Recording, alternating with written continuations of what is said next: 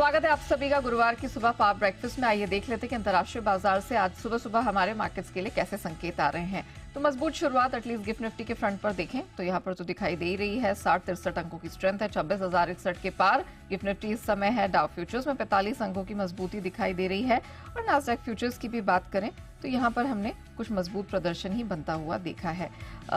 यहाँ पर आप एशिया स्पेस में देखें तो जापानीज मार्केट निके इस समय 800 अंक मजबूती के साथ ट्रेड कर रहे हैं। स्पेस में जितने भी मार्केट्स अभी खुले हैं फिलहाल हरे निशान में ट्रेड कर रहे हैं।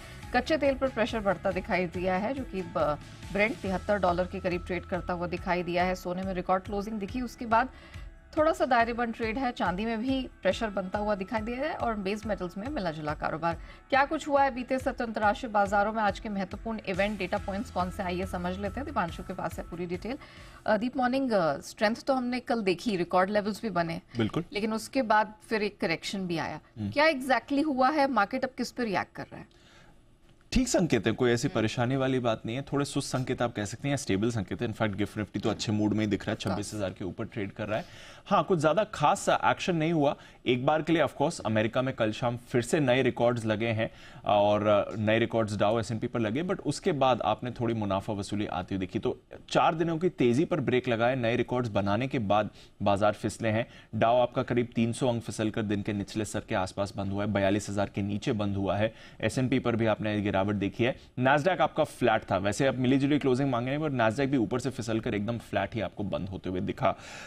एनवीडिया में 2% की तेजी थी, इसकी वजह से नास्डैक को थोड़ा सहारा मिला है और एनवीडिया का मार्केट कैप वापस $3 लाख करोड़ के पार हो गया। तो बीच में नए हाइज बने थे, विश्व की सबसे मोस्ट वैल्यूएबल कंपनी बनी थी, वहां से फिर थोड़ी गिरावट आई थी। अब वापस उन्हीं लेवल्स के आसपास एनवीडिया आपको जाते हुए दिख रहा है। तो $3 लाख करोड़ के पार इसका मार्केट कैप गया है।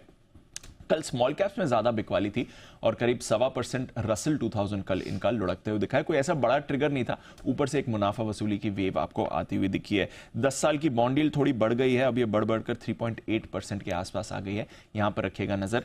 आज के लिए of course Fed chairman Jerome Powell साहब भाषण देने वाले हैं पिछले हफ्ते की पॉलिसी के बाद, और रेट कट के बाद पहला पब्लिक भाषण होने वाला है पावेल साहब का, तो इस पर सबकी नजर बनी रहेगी। इसके साथ ही इनके साप्ताहिक बेरोजगारी के दावे आएंगे, उस पर भी हमें नजर बनाकर रखनी है। यूरोप के बाजारों में भी हमने कल सुस्त कारोबारी देखा है, कुछ ज्यादा खास एक्शन नहीं था। कच्चे तेल में गिरावट हुई है, ब्रेंट कल करीब 3.25% लुढ़कते हुए दिखा है। लीबिया से सप्लाई की चिंता घटने की वजह से हम देख रहे हैं कि यहां पर कच्चे तेल में अच्छी खासी गिरावट आई है। फिलहाल अगर देखेंगे तो 73.50 के आसपास आपको ब्रेंट ट्रेड करते हुए दिखेगा।